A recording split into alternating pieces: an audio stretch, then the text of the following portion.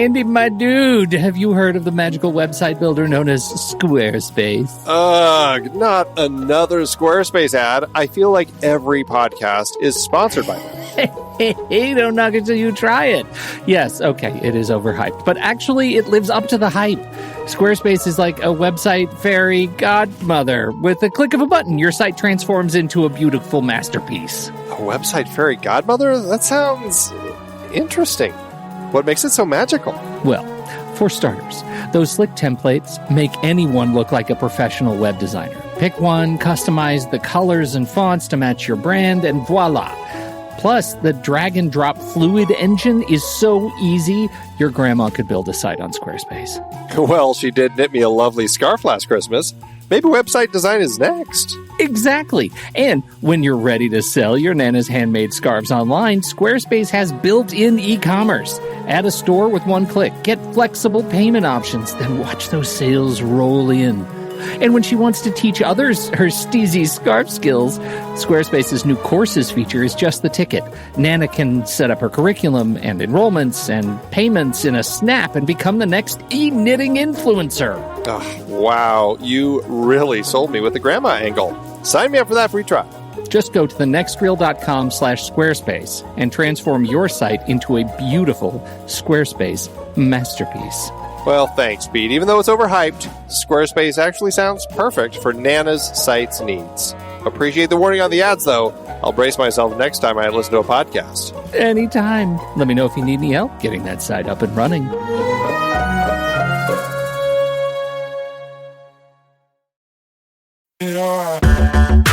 Andy, can you believe we've almost hit 700 episodes of The Next Reel? I know, it's crazy. And with all the other episodes in our family of podcasts, we are well over 1,200 episodes of movie conversation. It's really pretty amazing that we've gotten to have these in-depth movie chats every week for over a decade now. And we couldn't have done it without our loyal community of film fans. Their support over the years has meant so much. For sure. That reminds me, we should give the merch store a shout out. Buying shirts from thenextreel.com/merch is a great way listeners can continue to support the show. Plus, they get to sport our great designs. Absolutely. I think sometimes folks forget we have a variety of shirts, mugs, phone cases, and more available. In fact, a great place to start is with a shirt sporting the Next Reel's logo. We also have that classic Fast Times Spicoli Surf School tee, or the weirdly popular Rusty's European Tour shirt. The one from National Lampoon's European Vacation. Why is that so popular? Search me, but we have sold a ridiculous number of those. I guess there are a lot of Rustys taking trips to Europe? We're always adding new designs based on movies we've covered, like our brand new design for a streetcar named Desire, featuring a streetcar named Desire. So if you want to rep your love of TNR and films, head to thenextreel.com/merch. Every purchase helps us continue to have these weekly in-depth conversations. So visit thenextreel.com/merch today. And as always, thanks for listening and being a part of the Next Reel community. We've got lots more great movie chats coming your way. I'm Pete Wright. And I'm Andy Nelson. Welcome to The Next Reel. When the movie ends, our conversation begins. Mission Impossible Rogue Nation is over. Don't move a muscle if you don't have to. The IMF is uniquely trained and highly motivated.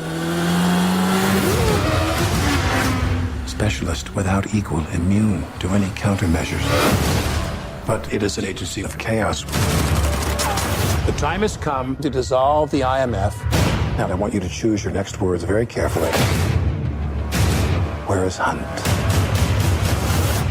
Last I heard, he was tracking the syndicate. How come the CIA has never discovered any intel regarding this syndicate? You want the polite answer or the truth?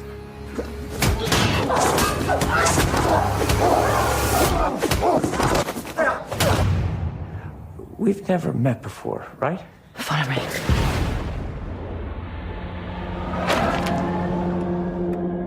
Benji. Ethan, where are you? The syndicate is real.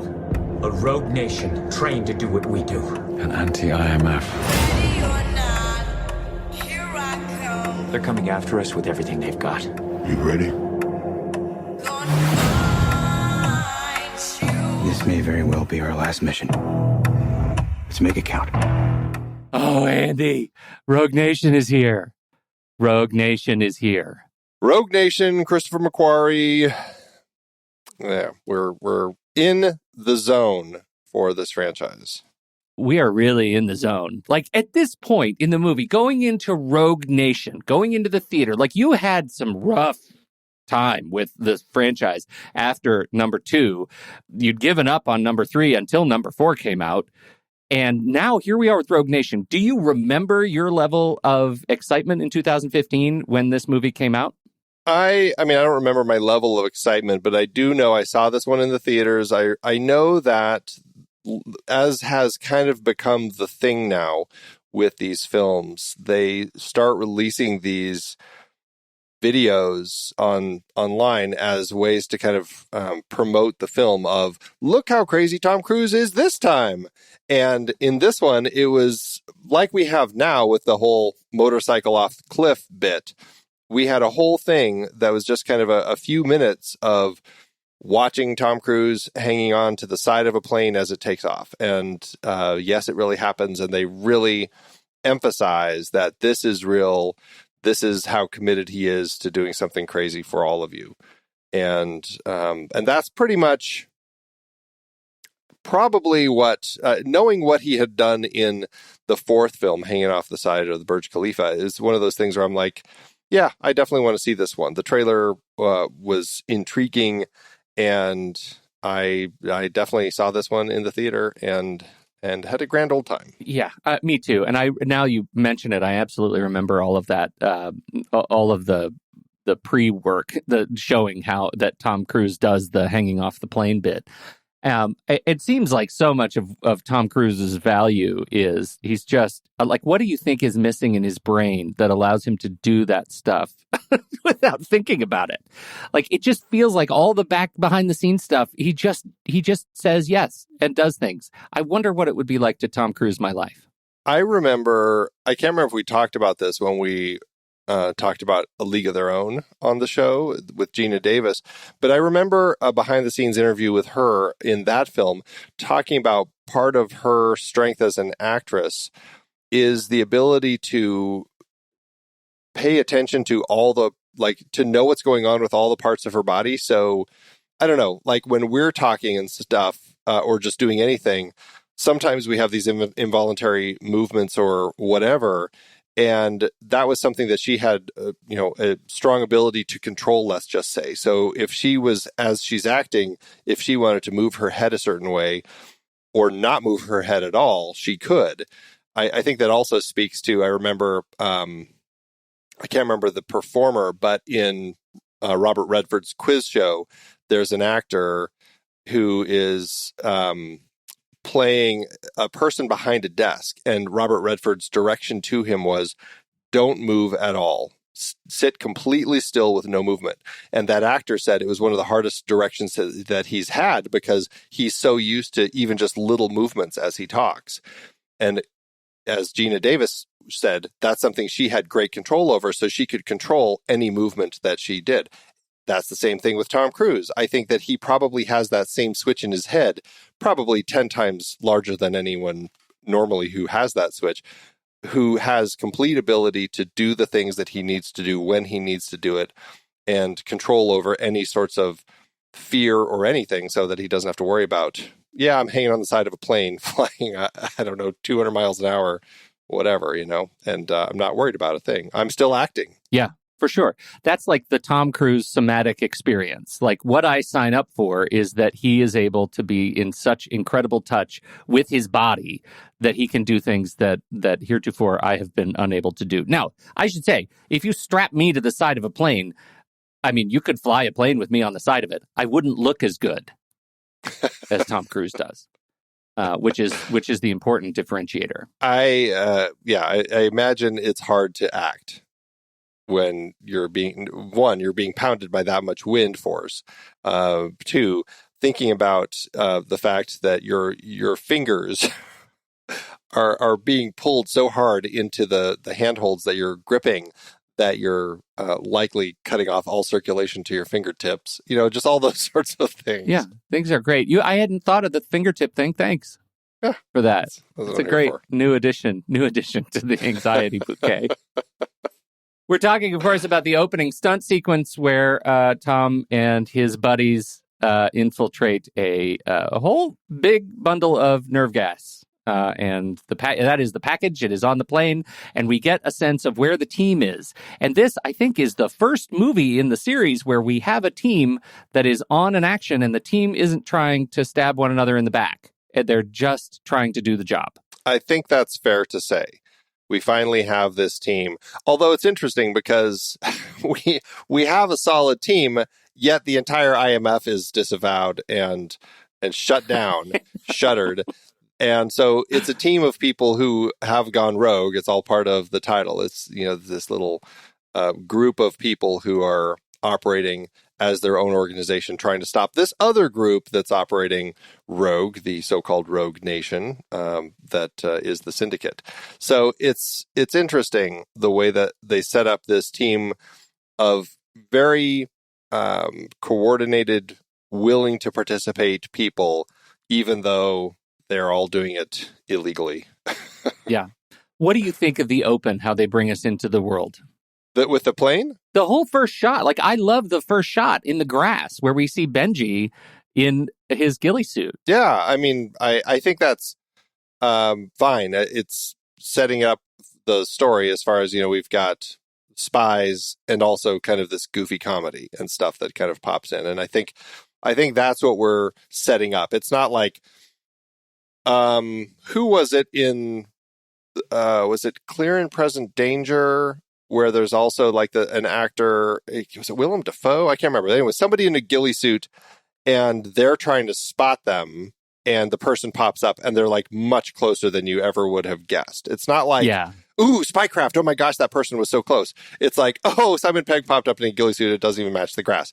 It's like goofier. There's something goofier about the tone of comedy that they play with this, where it's not going to be a Jack Ryan sort of spy thriller. Yes. Yeah.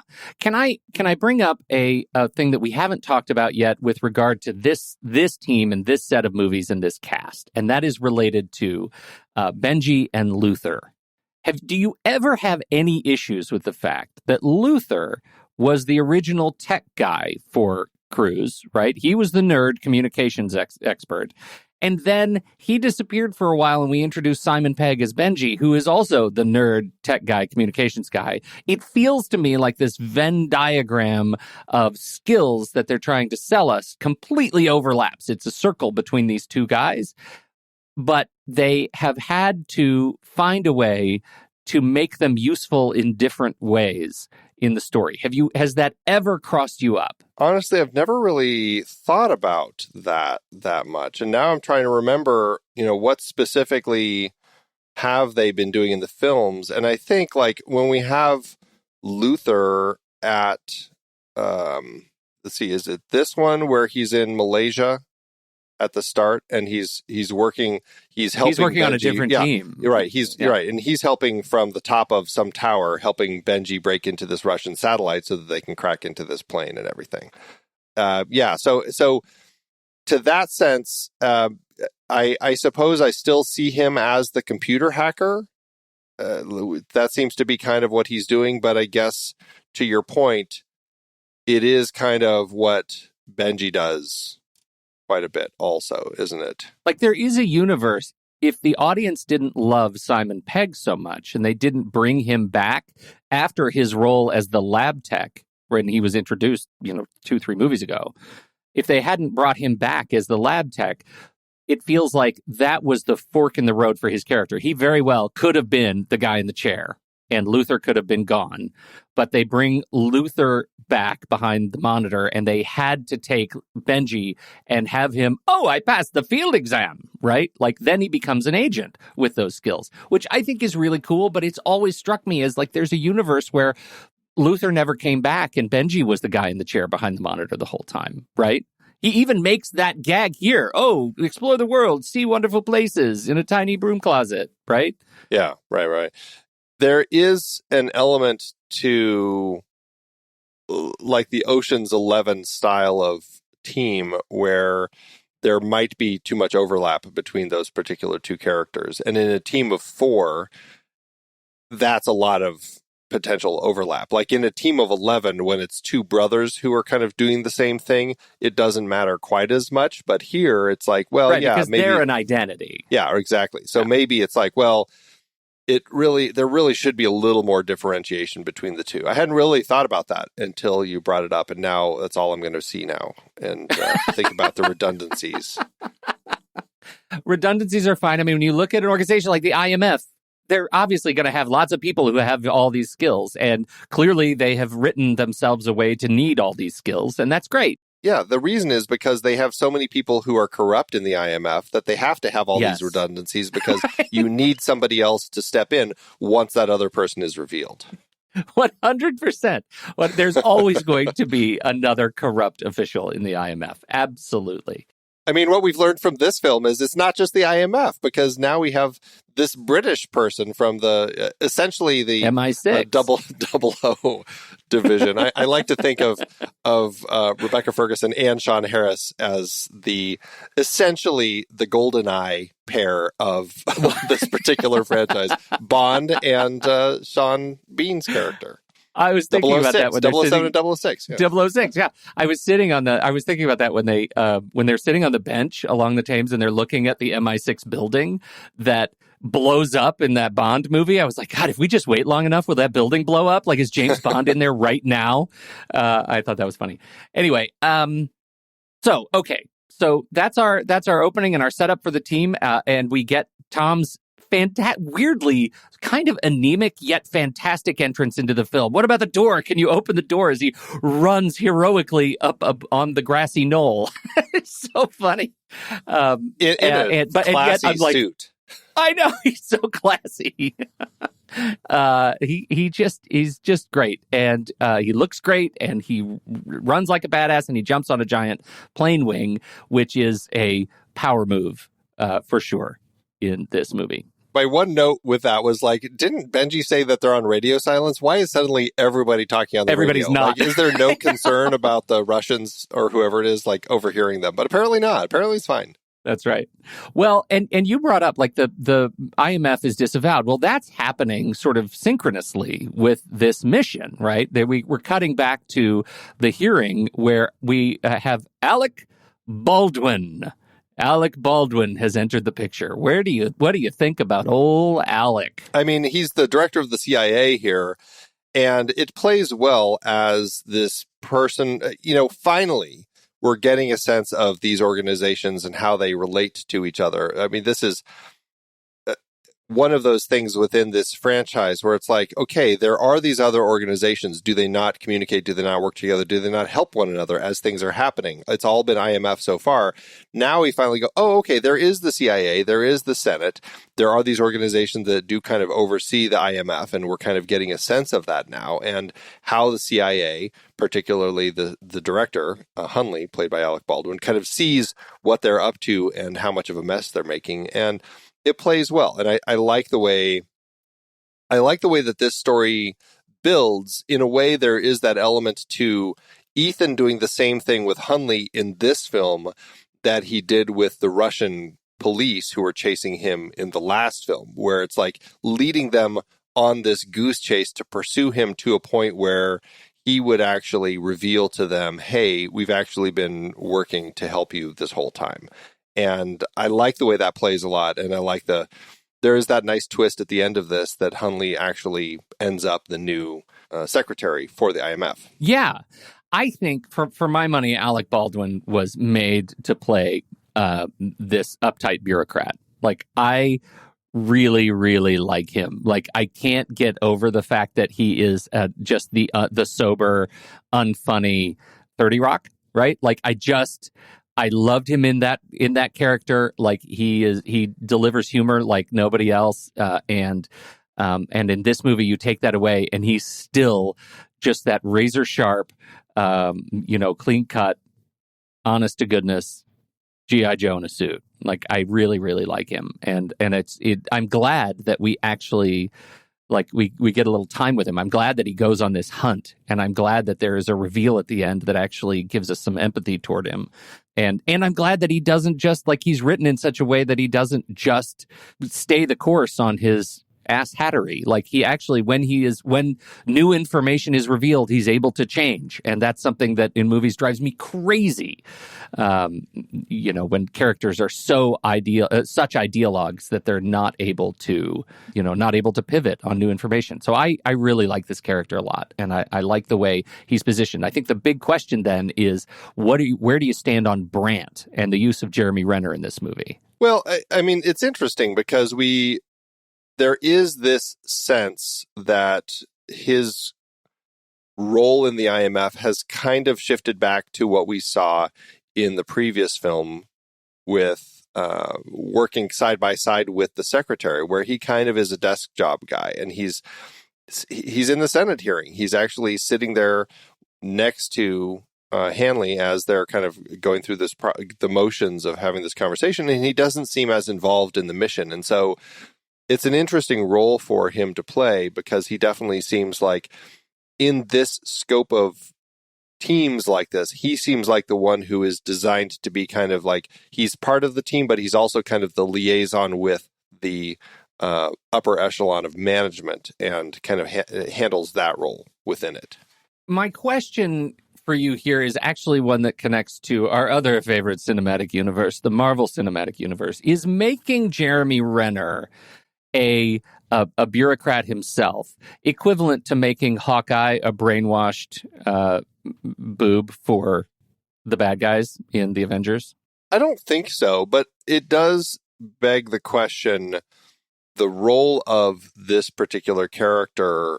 I know we talked a little bit in the last film how they had intentions, as they were crafting that film, of handing the whole franchise over to Brandt, and Brandt would be the new Ethan Hunt moving forward. Ethan would step into kind of that secretary role and be managing from the back, because people were concerned about Tom Cruise and, crazy couch jumping, yelling at people and all sorts of nonsense. That passed, and Tom Cruise made it through all of that. They shifted the focus of the story to be Ethan. Ethan stays in command as the one who's out in the field. And so Jeremy Renner's character, his role as they initially crafted him in Ghost Protocol, kind of ended up being put back on the back burner again. And so it is kind of this sense of like, well, what do we do with the guy now? And I mean, we were just talking about Benji and Luther. Same thing with Renner. Like, what's his position within the team? Like, as we see them on missions, it's hard to gauge, are they all doing something unique?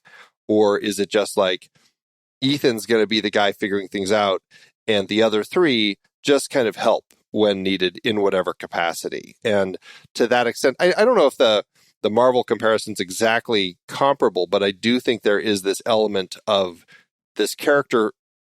He's a great actor. He's a great part of the film. I really enjoy him being here, but it does make you wonder, is in the scope of a story about a team doing stuff, does this film have as much teamwork as the last film? Is there a specific element within this story where you see, here's all four of the team members, they're all working together to achieve, this particular thing. Yeah. Well, and that's the interesting thing to me. Like, I personally, because that I like Jeremy Renner so much as a performer, it feels to me like they answered the question, what do we do with Jeremy after this pivot? Like, I also, I'm watching behind the scenes stuff, and you hear like Tom Cruise say, I was working with McHugh on, I think he mentioned either it was something about Jack Reacher or Edge of Tomorrow. Like, they were talking about things, and he just said, I really like the way he thinks about story. And I just said to him, hey, you should direct this next movie. And they are clearly friends. And it felt like when McQuarrie comes in and gets writing credit for this movie, it feels very much like that transition reads to me like Tom Cruise is still going to be the hero. He's never going to be a bureaucrat. And I know we had originally talked about Renner doing this thing, but there's no way he's going to take the action hero mantle from Tom Cruise yet. Like, it's just that's not going to play in a movie that McQuarrie and Cruise are going to make. And So it's a bummer for Renner because it feels like yet again he gets trapped in this box of being a likable guy and kind of an authentic actor and a nice guy to work with. And he's trapped in this kind of sideline position. Does he do it well? Yeah, I like watching him. I like his interactions. I kind of long for a Mission Impossible that would have allowed him to be more of a team member because I loved him in Dubai. That was cool. They're all clearly members of the team, but I guess that's, my issue is like, where is the team scene? Like, is there a sequence in this film where we have the team working together? Now, I know it's Luther and Brandt are separated from because everyone's after Hunt. This is the setup of the story is the IMF is shuttered, completely closed down. Ethan won't come in, and so you've got Hanley going after him with all his force, and of course, great jokes abound there as he's just like, "This is his last day," and then cut to 6 months later. Like there are a lot of funny bits with all of that sort of stuff. But we've got all of the rest of them, like Brandt, Benji, Luther, all assigned to doing other things. And if it's, Benji comes into it with the whole thing with the opera, which is a fantastic sequence we definitely need to talk about. But it really is like Benji or Brandt and Luther, they kind of get into the story a little bit delayed, and they it all kind of comes into Morocco when they all arrive in Morocco, and they find themselves all there after Ilsa has gotten away with the information. And so that's finally when the team comes together. But from that point forward, is there anything where it's really like, oh, this is the team really doing a team thing? I guess building the box, but it's like that whole thing is designed to be a secret, so it's not even revealed to us till it happens. It's like, oh, the team was working together. We just didn't really see it. Yeah, that's exactly right. Like we get he's present. He's like a team member in name only, right? Like he's present, but we don't get to see him have any like solid action sequences, and that's all I'm saying. Like I feel like he's underused, and it is what it is. But I like him in here. Not at all to say that the stuff Tom Cruise does in here isn't absolutely fantastic. Can we transition to the next? I think this would be the next major set piece in Vienna. Do you have anything you want to talk about before Vienna?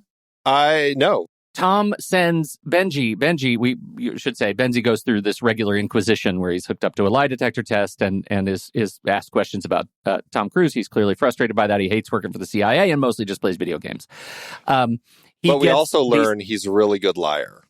He's so good because, I don't know if you remember this, I passed the field exam. So he now knows how to pass lie detector tests. Yeah. He is sent 2 tickets. He wins 2 tickets to the opera, and he goes to the opera. And it turns out, shock, the tickets were sent by Tom Cruise. So Benji takes... Here's a question. If you randomly had 2 tickets to an opera in Vienna arrive in your mailbox saying, you won, here's your tickets, would you go to opera? Well, don't you think they're like, you get to the opera and it's like this, like you're sitting in Vienna and they want you to listen to a presentation on a timeshare first? Yeah, right, exactly. Benji is so welcome to the idea of like, hey, I want tickets to an opera in Vienna. This is great. This weekend, sure. I'm out the door. The context though is everything. Like if I worked for the CIA and I got 2 free tickets, I might think, what's up? I wonder if this is a thing. I wonder if this is espionage. Yeah, it's so strange that there's like no thought in Benji's head like that this is all some scheme or some scam or something, that he's just like, wow, I won. I guess I'm going to go. I know.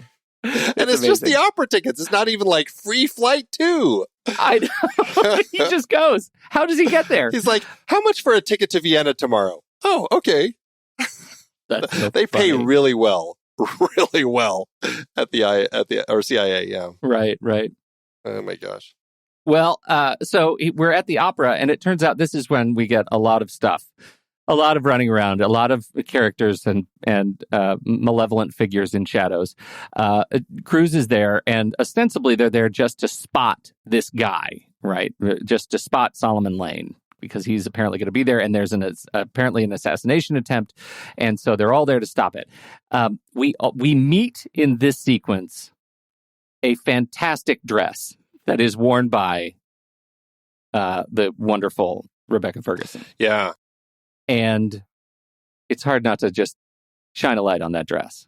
Shine a light on the dress, shine a light on her. Like this, it was funny because I remember seeing the trailer for this film, and I don't think I had seen her in anything before. You know, she had been in a couple things before this. The biggest one was probably Hercules that Brett Ratner did a year before this.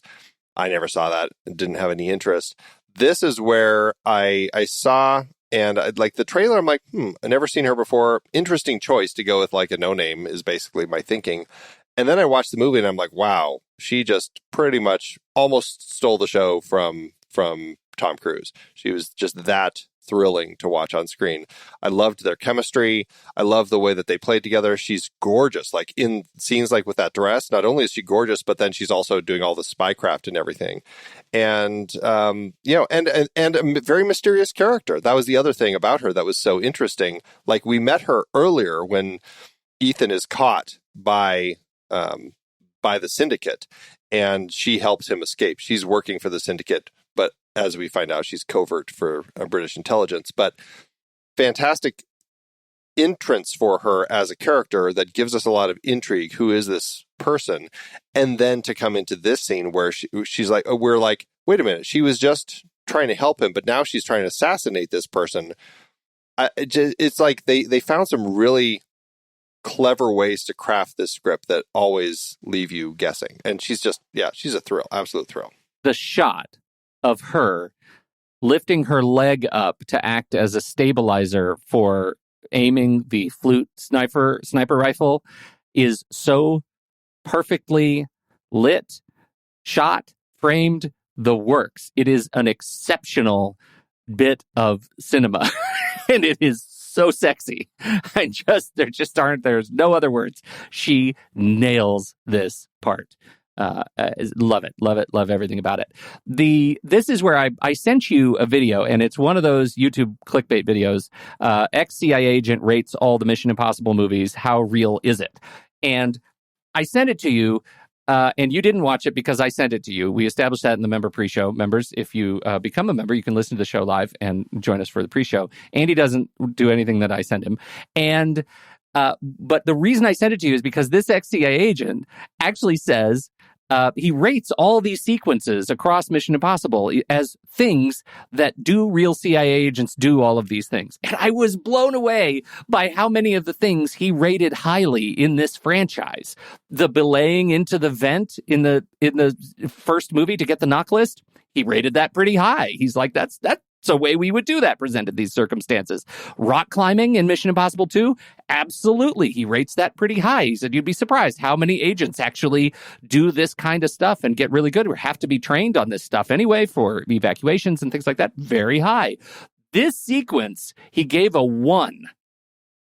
And I thought, okay, wait a minute. Why is there a 1? He said, first of all, we experimented. The government experimented in the 60s. A lot of covert gadgetry, like the flute converting into a rifle. But you have to understand, rifles, high precision rifles, are incredibly fine pieces of equipment. They are just very, very precisely machined. They take an incredible bit of expertise to do it. And what we found is when you're trying to convert objects like umbrellas into guns and things, they end up being exploding. They're not really great at actually doing the job. Now, would they stage an assassination to an opera? Perhaps. Yep, that is a thing that you might do. Having so many people and doing it in such a way in this particular movie or this particular sequence was not great. The other sequence that he rates very, very low, spoiler alert, is driving very fast backwards. So obviously, I think that's one that we will catch in a moment. But overall, this particular sequence is is a real thrill of this movie, and it is, according to the ex-CIA agent, the most fictional. So don't worry, is what I'm saying. You don't have to worry when you go see Toronto. But is it fictional, just the shooting part, but like, going down the roof on the rope and stuff. Like there's a lot of things going on in the sequence. Yes. And I just think that he's judging this a little low based on one element in it. And so this is why I think he's... For sure. Yeah. He's full of it. Fake CIA news. Fake CIA news. You heard it here last. The sequence itself is fun, and I think they do a great job with it. It's beautiful, and it's interesting. I don't know what was in the air, but is it Spectre that has the James Bond sequence that's in the opera where he kind of, all of a sudden, half the audience is all staring at him because they're all Spectre agents? Which one is that? That is, I believe that is Spectre. And the spotlight comes down on him. Yeah, and no, that's not at the opera. That's when he breaks into their facility. But there is the scene where he's following all of their communication, and everybody, like all the people in the opera, are all like they're all talking to each other through their little earbuds, and then suddenly James Bond is also talking to them, and then we see them all leaving. Yeah, and but it's just like there was something that was in the air clearly about having these grand sequences in these fantastic operas. And it just makes me wonder if, I think scenes, this would actually be another interesting pre-show chat down the road, but talking about movies that use the spectacle of theater as a setting for a scene within the film or sequence, because of some of the interesting theatricality that it can provide, the dramatic lighting and the big music beats and all of that sort of stuff, and just like the vertical nature of behind the scenes and all that sort of stuff. Like there's a lot of stuff going on interestingly behind the scenes and in the theater that I think makes for interesting scenes and sequences in films. Absolutely. Absolutely. And in the background of this one, we have Benji. I want to transition before we leave this sequence because Benji is in the closet being funny and helpful as always. But he has a piece of kit that we haven't seen in his actual like opera guide. He opens it up and it's an e-ink computer that he's able to swipe and touch and type on, both the screen side when he opens it up, kind of landscape. He's able to open it like a laptop. Do you love that? I think that's the silliest tech. I'm like, come on. He is like swiping faces like through the entire thing. I'm like, don't they have something that can do this automatically? That was, I was a little surprised that it's like, look, scan, swipe. I'm like, come on. Is this just a joke on swiping, the culture that we have? Like, I don't know why it was so slow. I'm like, he's going to take the entire opera to get through this house. That's right. As he goes one person at a time, there's like 1,000 people in the opera house. What I think is interesting, as always, like there's a hint of reality to this technology, and rollable screens like those thin film screens are and were at the time like bleeding edge kind of innovations. And we're seeing more and more of those kinds of screens come out. In this case, it was still e-ink, but color e-ink, like all of that stuff is right around the corner, making it so thin. Of course, the other components required for like internet access, like clean connectivity, is where that's really kind of breaks. But the screen I thought was really cool. I long for the days when I can open up my single sheath of paper and have a dynamically generated newspaper. So I get the old school feel of reading a paper with my coffee, but it updates every day with the latest news. I think that's really fun. So I liked seeing it. Yeah. As stupid as the interface was. I do think that there's an interesting element that stems from the idea of doing this at the opera here, at this particular opera that we have, where Joe Kramer, who does the score for this film, actually ends up integrating some of the music into several of the pieces over the course of the film. And I was like, it's really interesting to pull from the opera music, which is, I mean, it's a famous, the song that we hear here is a famous one. It's one of those ones that you always hear on like, America's Got Talent or Britain's Got Talent or one of those sorts of things where some person out of nowhere suddenly can sing this amazing opera aria. And it's just like, oh my God, this person is the next great thing. But to integrate it into the score, I found to be a really interesting element. And here's the the plot. I've never seen this opera. It's set in China and follows the Prince Kalaf, who falls in love with the cold Princess Turandot. In order to win her hand in marriage, a suitor must solve 3 riddles with the wrong answer resulting in their execution. Kalaf passes the test, but Turandot refuses to marry him. He offers her a way out. If she's able to guess his name before dawn the next day, he will accept death. Is there something in kind of the story thread there that you think, oh, Joe Kramer's like, yeah, I'm going to latch onto this because it's interesting? Like, is it this relationship that Hunt has with Ilsa, as far as like there is this connection, but she kind of keeps refusing him? Like, do you find some connection with that they might have wanted to pull to kind of bring into the music?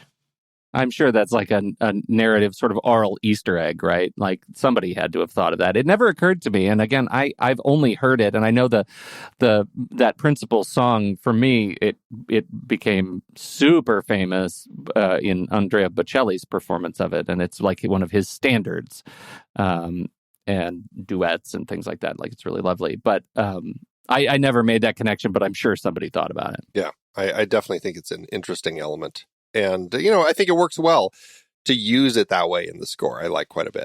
Yeah, me too. The next major sequence of intrigue and awesomeness. We're getting into this point in the story where we're getting this conflict between how much does Solomon Lane trust Ilsa, because she kind of keeps actually, getting, helping Ethan, stuff like that, even though she's trying to stay in his good graces because, of course, she's a deep cover spy there. But she needs to do this mission in Morocco. Ethan has to, she knows Ethan will follow her because she gave him something that would give him a clue. And that leads them to this very complicated issue where they have to go into this vault in Casablanca and retrieve this file that Solomon wants.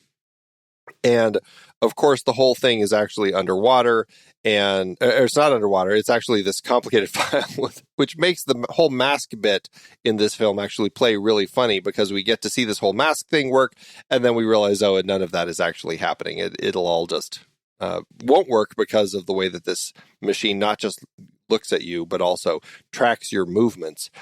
And so they have to go into this underwater torus and plant this this movement file of Benji so that he can actually get in, steal this file, and make it out. And it is it's a gripping sequence. It's one that I always think about with this film because of the underwater breath holding that Tom Cruise has to do, and Rebecca Ferguson, as we find out. Like they both certainly put the work in to do some actual underwater breath holding for this film. And we talked about it in our member pre-show chat, like the whole idea of breath holding in film and where it works and what are some of our favorite examples and everything. But it makes for a really fantastic sequence. And in the zone of impossible missions, I think that this really is a great example of really pushing something to the limits. Yeah, I absolutely agree. And again, we'll say it again, it makes the behind the scenes making of this movie as interesting as the movie itself. Like, it's a fun sort of cartoony runaround spy movie. And also, they trained Tom Cruise to hold his breath for 6 straight minutes. Like, that's not not easy or really fun when you're holding it along with him. But it's amazing that he puts himself through these kinds of things. It makes the sequence really, really interesting. Apparently, it makes shooting really interesting. Listening to McQuarrie talk about what it's like to shoot Cruise doing a sequence like this, that it makes it much, much easier because he has confidence that Cruise is able to hold his breath long enough to get all the takes that he needs and not break as many times and reset as many times. And that's an extraordinary bit of filmmaking feat. So I thought it was really wonderful. Well, and like some of the other sequences throughout the franchise and the way that we've been talking about some of the behind the scenes, they actually filmed the entire sequence in one take. Like they crafted it so they could do the whole 3-minute breath holding thing in one take. And then, of course, they do have to cut it and to intercut the bits of what's Benji doing, what's Ilsa doing. Like we kind of get to do that. But they do craft it in a way, as Tom said, he likes to be able to do the stunts completely all the way from beginning to end, and then they can integrate all the different cuts and everything that they need to do. But just knowing that they were able to actually accomplish this whole thing in one take, I mean, I find that to be really compelling that they're pushing. And unlike some of those other ones where we had some issues with like the knife and how it's incredible that he actually had that knife so close to his eye, but it kind of looks fake because the way they shot it. You also had that other issue where I can't remember which one it was now, but there was another sequence in Mission Impossible 3 where it's like it wasn't as exhilarating because it just wasn't shot in a way where it didn't sell the realities of what they were actually putting together. They craft these things sometimes where it's like, it's great that you did it, but then deliver it to us in a way where we can really tell that you're actually going through the effort to do all of that work and put something together like that, because otherwise it just doesn't sell. And so I think that in this particular case, when we're seeing this, I feel like he's really underwater. It's not like a Lord of the Rings sort of faux underwater, like when Sam is drowning in the Fellowship, where it's like he's on a dry stage with air blowing at him and they're shooting it slow-mo to kind of like, I'm underwater and I'm drowning. It's like nothing like that. We can tell that these are actors actually underwater doing some of this stuff. And I think it makes it for an incredibly exhilarating sequence. It really is. And yeah, to that point, like, you're right. Give it to us in a way that demonstrates the actual feat of filmmaking and performance.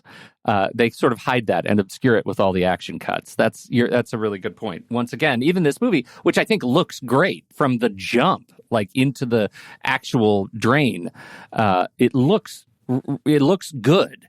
It just, like, I feel like you don't understand what it took to make it until you watch the behind the scenes and see what Cruise and Ferguson put themselves through. Fascinating. Yeah. They get the device. They do it. Ferguson or Ilsa rescues Cruise, and then we have the next betrayal, which leads to our car chase, which is another feat of physics that we get in this car chase. And it's just, again, it just goes to show the lengths that they'll go to make things look really cool, to do things in interesting ways where, okay, she steals the stuff and takes off. She ends up with her team and they all hop on motorbikes. Ethan was dead and was brought to life with the paddles. And so, but then isn't driving very well, but it makes for an exhilarating car chase as they're going down the stairs and kind of up and down alleys. And you can tell like they're doing some real stuff and it makes for an exhilarating sequence. And then he hops on a bike and chases her down and has to drop when she hops off the bike and the whole big skid and everything. Like, they're doing some really exhilarating moments throughout this sequence that just make for something that's an absolute thrill to watch. And I've seen dozens and dozens of car chases over the years. But this one still stands up as an incredibly strong one that is fun to watch, and it feels real. It doesn't feel like something that I'm getting in a Fast and Furious film. It may not be in line with something like Ronin as far as like how much reality they're actually incorporating into the car chase, but man, does it feel like they're really close to that. There are two things that get me in this car chase. The first one is the pinwheel handbrake turn that he does in the tight alleyway to knock over the motorcycles. That feels like the physics just don't line up with what's happening. And frankly, the airbags would have probably gone off by then with the damage to the front end of the car, and they don't. And the way I understand airbags, it's like somewhere between 12 and 25 miles per hour. If there's an impact on the front, the airbags are going to go off. But then he drives backwards in what I imagine has to be a BMW with like 3 reverse gears, which I don't think is a thing. It's driving way too fast in reverse. There should only be 1 gear. I think I've heard there's some cars, maybe Corvettes, that do have 2 reverse gears. But the car should not be going as fast as it does. But it gives us an excuse for some funny banter between Benji and Cruz. And this whole time, Cruz has been dead, and I low-key love the way he plays having just been dead. Like it's like you see his body is just working because he's a professional and it's tuned to do the things that it's doing, like drive cars and do all that stuff. But also he doesn't quite know where he is. And I think that makes this scene, that sort of absolve the scene of some of the wonky physics that get in my way. That and like the bit in the alley, it's interesting because I mean, and I get your point as far as like some of the reality of what they're doing, but they do actually really spin that car in the alley there. The addition of the motorbikes and stuff like that, like some of that stuff was added. But to see them actually go through the process of spinning it in the alley, and it's fun listening to Simon Pegg and Tom Cruise talking about it, because Tom's like, Simon kind of just goes along with everything and is totally okay with it. And I kind of don't want to tell him how dangerous all of this is, but he's just like, yeah, I trust Tom. And I know he knows what he's doing. But like watching their faces as they're going down the stairs and you see the cameras like right on them as they're actually doing it. Like you can tell, like these are two actors who are like in a car that's going up and down something incredibly fast. Because both of their faces, just like some of the reactions and like to the hits and the bangs and all that stuff. I mean, it's like, it's very fun to watch. Very fun. The stairs, just driving the car, bouncing down those stairs is like the most horrifying thing in it, because I'm like, Andy, we're not young men right now. Like, put yourself in that car and experience what that would do to your neck. Like, my neck goes sideways when I sleep funny for 25 minutes. Like, this would be, I'd be broken. I would be a broken person. It's very funny to watch. It's a great sequence. And also the behind the scenes are great in things like that, because you see how they really do it, where they actually build the ramps on each of the stairs so that they can actually do that. I mean, obviously the car is still going to be damaged and everything, but it's not going to be hitting actual stairs. It's not going to be damaging, probably more importantly to the location. It's not going to be damaging the stairs themselves. Yeah. But I bring up all that, my concern about it, because the thing that takes me out of it, because this is another one of those things where I feel like it was shot one way, edited and produced and incorporated into the film in a way that makes it feel less real than it was, right? It's the same curse of the turbine, that they did some incredible stuff to make it work. And there's something about the presentation of some of those individual car stunts that feel off to me. I don't know what to do about it. It's great. I love it, but it's sideways. Yeah, I guess I don't have that issue with it. I really enjoy what they're doing through the sequence. And I don't end up having an issue, but I can see how some might. I can see how some may have some issues. You're talking some. Some you. Okay. You. Yeah. All right. Some me. Okay. Where does that take us? What's the next big thing you want to talk about?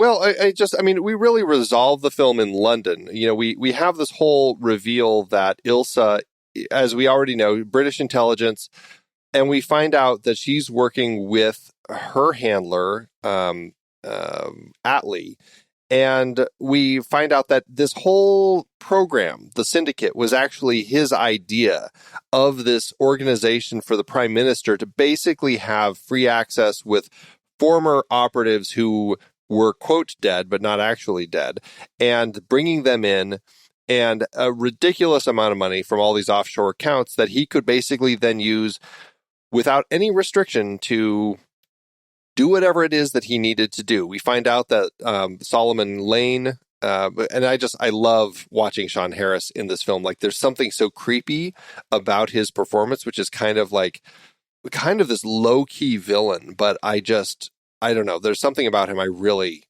find incredibly compelling and just love. Yeah, they nailed it with him, and I love that they keep him into the next movie. Right. And we find out he's actually an ex-MI6 agent, and he was part of this plan with Atlee. And so that really leads to this final climactic bit of the film, as we have finally a chance to use a mask in the context of the film, where we have Ethan posing as Atlee. We have this whole staged thing with the PM and the reveal as to what's actually happening. This is where Handley is finally brought in to the realities of what's going on, and they put the plan into place to catch Solomon Lane. And all of that, I think, is just, it makes for a really compelling film, because as we and this is why I find Ethan to be a really compelling character, especially when up against somebody like Solomon Lane, because as he says to Solomon Lane when they are when they confront one another, he says, "You had this whole thing planned out," and then I can't remember his exact words, but it's basically like, "And I knew I was able to figure it all out too," and that's when we realize, oh, he actually is as far along as Solomon is with all this and has already kind of taken into account all of this. And that's how they end up leading to his capture in the glass cage, which great reveal in that moment when suddenly all the glass walls slide around him and he's locked, and his final stand in the gas as he essentially is trying to refuse to fall. It's just, great way to kind of bring him down. Plus, we get memorization porn, which is the equivalent of research porn from the Dragon Tattoo, where we get to watch. Only in hindsight do we realize that Hunt has memorized all of the accounts and dollar values on the disc while staring at the screen, which is aspirational. Aspirational. It was one of those things. I'm like, okay, is this his magic trick for this film? Is he going to give him one bank account but this whole pose, I've got it all. I'm the only way for you to do all this. I'm like, okay, whatever. It works in the scope of Ethan in the games that he plays. Sure. They part of the rescue or part of the ruse is they have to they grab the British Prime Minister and drug him, and probably not something the CIA would be happy about, but man, old rogue IMF is all about kidnapping Tom Hollander, who I think makes a great British Prime Minister, especially drugged. You have warm hands. So good. Some great bits of dialogue there, and really a fun little performance from Tom Hollander. I like him a lot. Well, it just, and that whole bit, I think all of this, in a fun way, plays with the idea of using these people as needed. And sure, they're going to, quote, kidnap the prime minister. But really, this whole thing, again, Ethan is kind of building this ruse to, quote, kidnap the prime minister, but really build a situation where he can pose as Atlee. They can put him as Atlee in front of the prime minister with Hanley, get all of this information out there, and really kind of reveal what's actually happening to both parties so that suddenly everybody actually knows what's happening. And I don't know, just the way that all of that played, I found worked. I imagine the CIA and the prime minister are probably both a little upset at Ethan for going through all of this, but at the same time, all of this information is finally out. So if this is what they had to do, I imagine they're like, you know what? For the greater good. For the greater good. The greater good. I think it's great. I love it, and I do love there are some really sinister bits of tech. There are a lot of close-ups on eyes that have the contacts with cameras in them, and particularly at the end, Cruz's speech to Solomon Lane, where he's looking at the computer directly in his eye by way of Benji, is downright sinister. It's just really great. There are some really great moments of this stuff. Really awesome. I love this movie. This is an interesting shift. I don't know how big of a shift it is, but certainly there is this shift in Hollywood films where they started trying to figure out, how can we tap into the Chinese market? We want to have a bigger audience from there, get more money, get more ticket sales. Everybody who's profit sharing gets more money on the back end of these movies. They very deliberately cast Zhang Jinchu as Lauren, the CIA analyst. Her role in this film is to be the one who's doing the lie detector test with Benji. She's a very popular person in China. She's an actress. She's a model. Largely, though, put into this role that is all of, a couple minutes in this particular film so that they can have better access to selling the film overseas, in China specifically. This, I was trying to find, is this one of those movies that also had a whole additional scene that was shot involving her in a larger capacity that was only shown in China? I could not find that for this particular film, But I do know that around this period, this really started happening in a larger scale in films, and it I don't know. I guess it sent me down a rabbit hole. I never found an answer, but it was something that I do think that they were really trying to focus on at this point. Yeah, that's really interesting. I'm very curious. I know there have been a few Marvel films done that way. There may have been some other Tom Cruise films that were done that way, but I don't know. I don't know how accessible any of that really is. Like, even on like special features and stuff, I don't know if I've ever seen these are the additional scenes that we added to the film specifically for this audience. Have you ever seen any of those? I have never seen any of them. And yeah, I don't know, but I've heard, I know Iron Man 3 had one. Let's see. Oh, here's a list of 15 movies that have that. Iron Man 3 is number 15. X-Men, Days of Future Past, Looper, Transformers, Age of Extinction, Red Dawn, Karate Kid, the 2010, Total Recall 2012, Titanic. Culturally insensitive information stuff is cut. Let's see. The number one movie was Doctor Strange. But anyway, I think it's really interesting. I've never heard of this related to the Mission Impossible franchise, but I wouldn't have any idea how to find those movies. Dark web. The Syndicate maybe has them. We should ask the Syndicate.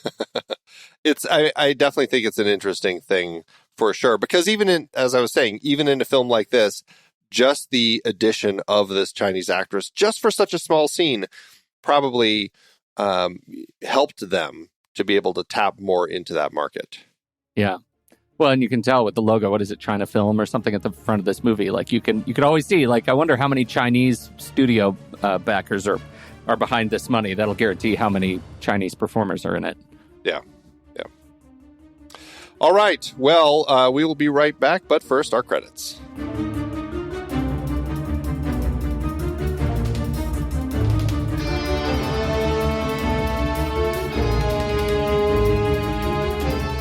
The next reel is a production of True Story FM, engineering by Andy Nelson, music by Jakob Pietras, Oriel Novella, and Eli Catlin.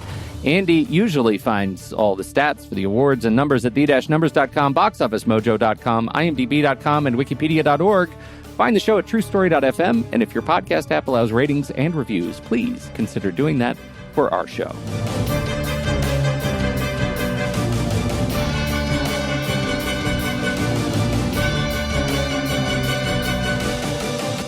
All right, how to do it award season. It did okay for itself. It's an interesting franchise. It gets nominations. It doesn't have tons of wins, but it still is getting the nominations. 6 wins with 26 other nominations. At the Visual Effects Society Awards, it was nominated for Outstanding Virtual Cinematography in a Photoreal Project, lost to Star Wars The Force Awakens. At the SAG Awards, it was nominated for Outstanding Action Performance by a Stunt Ensemble in a Motion Picture, but big year for this, lost to Mad Max Fury Road. Over at the Motion Picture Sound Editors Golden Reel Awards, it was nominated for Best Sound Editing Music in a Feature Film, but lost to Star Wars The Force Awakens.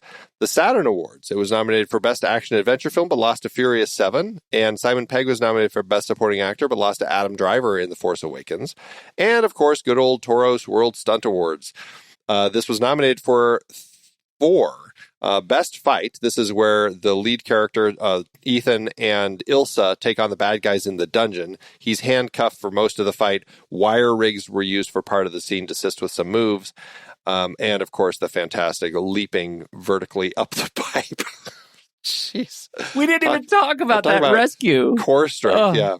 But this lost to the church fight in Kingsman: The Secret Service.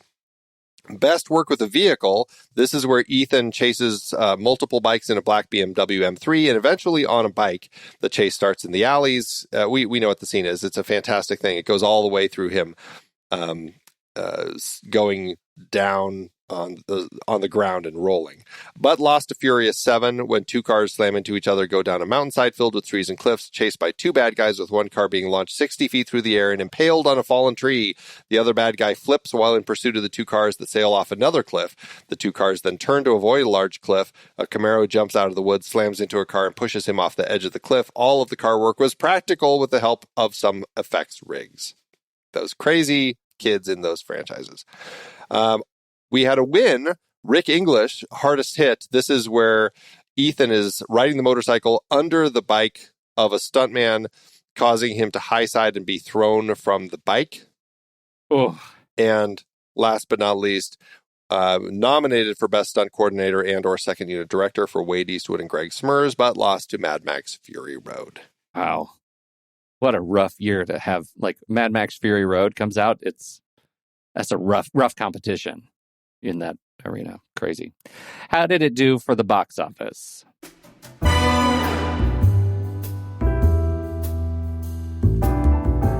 Well, McQuarrie's first teaming up with Cruise for the franchise cost $150 million or $190.5 million in today's dollars. The movie opened July 31st, 2015, opposite Dragon Ball Z Resurrection F, Shaun the Sheep movie, and the limited releases of The End of the Tour, The Young and Prodigious T.S. Spivet, and The Kindergarten Teacher. This film took the #1 spot for 2 weeks and stayed in the top 10 for 8 weeks, going on to earn $195 million domestically and $487.7 million internationally for a total gross of $867 million in today's dollars. That lands the film with an adjusted profit per finished minute of almost $5.2 million.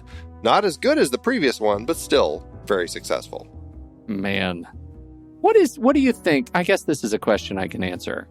I'm curious what Tom Cruise's total bankable value is. Like, what is his of all of his films? Have any of these films ever hit $1 billion? Maybe we should wait. Any of just specifically these films?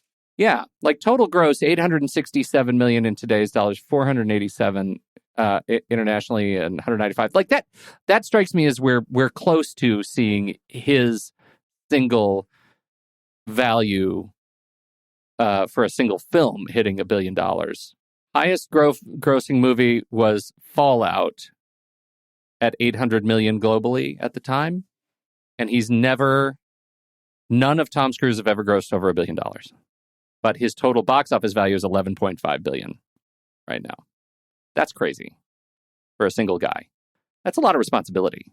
I don't envy Tom Cruise. Yeah, I mean, he's an interesting actor in that he does a lot of big movies like this, but when you think about somebody like Samuel L. Jackson, he makes some interesting choices to be in incredibly large franchises, even if he's not always the biggest part in them.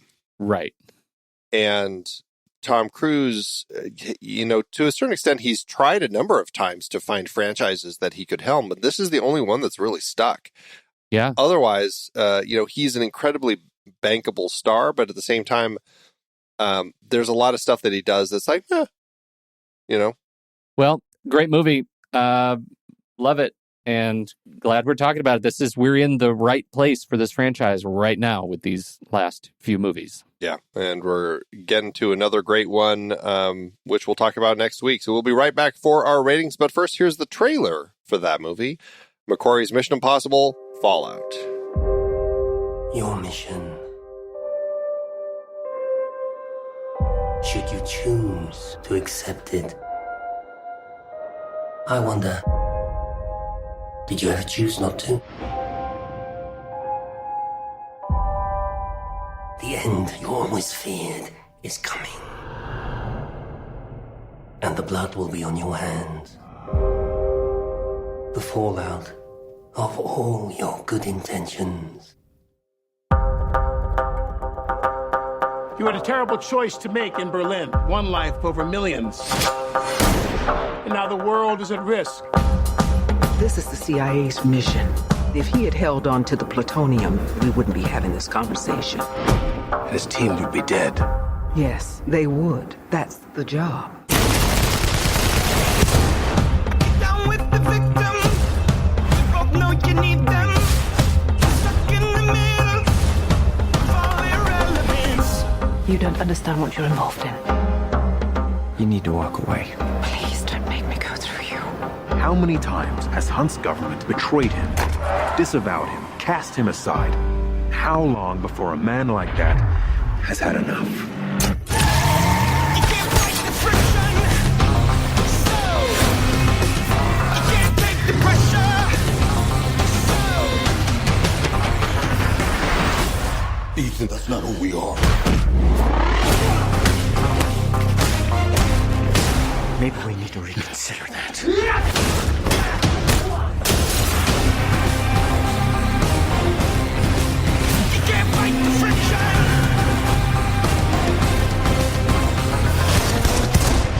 So, how is he? Well, you know, same old Ethan.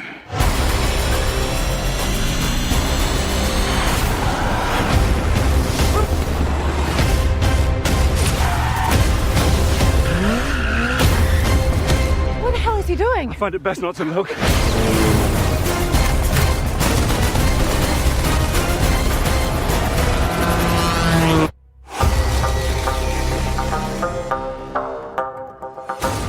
Letterboxd, Andy. Oh, Letterboxd. You're the best. It's the best social media network for movie lovers. You want to go over to letterboxd.com, and that's Letterboxd. I've heard some other podcasters of late talking about it as Letterboxd to make sure you understand that there's no E in the ED at the end where it should be Letterboxd. Like Vampire Hunter D. Yeah. Right, just like that. It's except in the areas that it's not. But if you visit letterboxd.com, you can set up your account. You can join up over there and start cataloging all of the films that you watch. As you watch them, you can review them. You can see other people's reviews. You can comment on reviews and share your thoughts and build lists. It's really great. We love it. You can find us at letterboxd.com/thenextreel. But Andy and I are both on there. Andy's, what are you, Soda Creek Film? And I'm just Pete Wright. Yep, you can follow us over there. You're not just Pete Wright, just to be clear. You're Pete Wright. No, you're right. I'm Pete Wright. Don't make it confusing by throwing extra words in there. I know. I should not. But what we really want you to do, if you fall in love with it like we have, then you should support the show over there by becoming a Patreon or a patron or pro member. And when you upgrade, you get 20% off, and it works for renewals as well. Just visit thenextreel.com/letterboxd. It will whisk you over to the checkout page with the discount already applied. So you just choose if you want pro or patron, upgrade, you're in good shape. What'd you do? I mean, it's an easy one for me. We've hit this point in this franchise where I really love all of these films. And so this is an easy 5-star and a heart for me. Yeah, 5-star heart for me too. That was quick. Yeah, it was easy. Don't forget to visit thenextreel.com/letterboxd to get your patron or pro membership. It works for renewals as well. And remember, you can visit our membership page, thenextreel.com/membership, where you can learn about our membership program, get early access to all your episodes, ad-free, tons of bonus episodes, lots of bonus content, and plus you get secret member channels in our Discord community. So all sorts of good stuff. You know, we should throw in, too, that, members obviously get to watch along with the live stream, but make sure you check over to our over on our Letterboxd page /thenextreel and check out our next season. We're about to go. We just have a few episodes left, and we're about to go on our annual little summer break for a month, and then we'll be back with a great new season. I'm so excited about the season for next year, the next year starting in August. I think it's a slam dunk set of movies, Andy. I'm proud of us. It's going to be a lot of fun. Yeah. Next season, the full season is looking at different awards categories from the 30s through the 2020s. And we're looking at the films nominated in some of these categories and talking about them and like what won, what should have won, should there have been other things nominated, all that stuff. It's going to make for a lot of really interesting conversations. Absolutely. So, what did you think about Mission Impossible Rogue Nation? We would love to hear your thoughts. Head over to our Discord community, hop into the Show Talk channel. We're going to be talking about it this week. Let us know. When the movie ends, our conversation begins.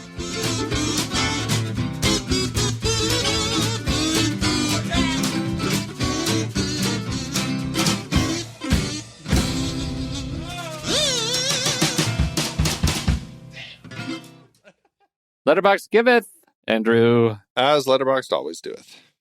I'm going to do our friends who's never met us.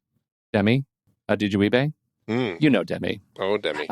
He is the highest activity review on Letterboxd.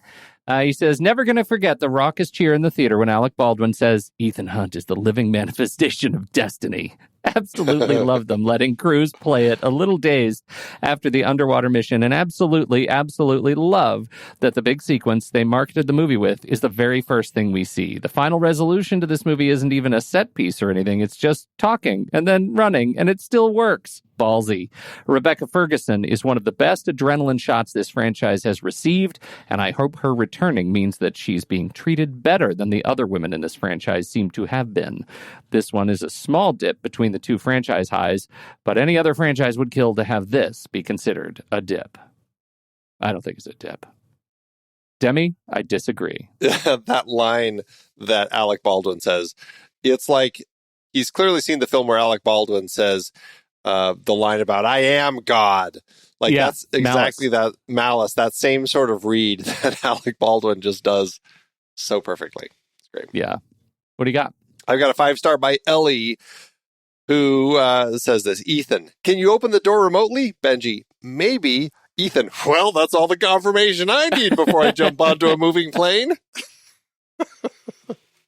That's one of my favorites. Patrick Willem says the best of the 5 films about Ethan Hunt, crazy person.